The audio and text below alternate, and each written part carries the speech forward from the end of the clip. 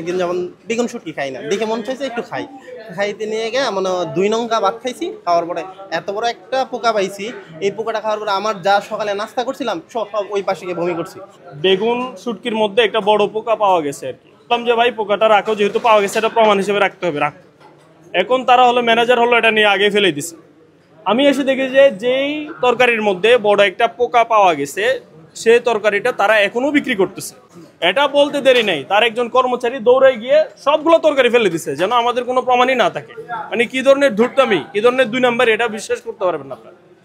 তো আমরা বলতে চাই, আমরা হল প্রশাসনকে ডেকেছি, হল প্রশাসন আসতেছে, তাদেরকে জরিমানা করা হবে এবং তাদেরকে খুব সম্ভবত তাদের ক্যান্টিনের যে মালিকানা সেটা আমরা বাতিল করার জন্য হল সংসদের পক্ষ থেকে আমরা সুপারিশ করব এবং তাদের ক্যান্টিনের মালিকানায় বাতিল হবে। মানে আমার হলের শিক্ষার্থীরা, আমার বিশ্ববিদ্যালয়ের শিক্ষার্থীরা এখানে খাওয়া দাওয়া করে, কোনো রাজনৈতিক ব্যক্তিবর্গ এখানে খাওয়া দাওয়া করে না।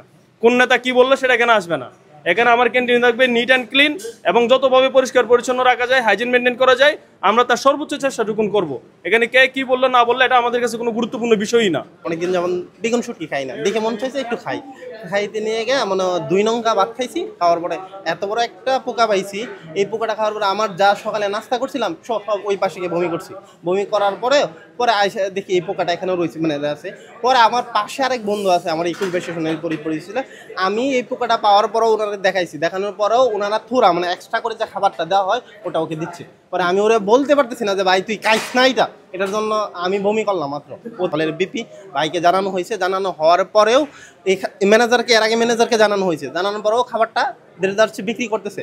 ভাইরে জানানো হয়েছে, ভাই মনে হয় ৫ মিনিট লেট। আমি ভাইরে সাধারণত আসতে লেট হবে যতটুকু, ৫ মিনিট লেট হওয়ার পরেও ভাই আসছে, খুব দ্রুতই আসছে। আসার পরেও ভাই রানিং আইসা দেখছে এখনো খাবারটা বিক্রি করতেছে, রানিং বিক্রি অবস্থায়। আর যখন ভাই বলছে খাবারটা এটা আনার জন্য, তারপর খাবারটা ওই দিকে আবার কারো এক সিগনালে হয়তো ফালাই দিছে।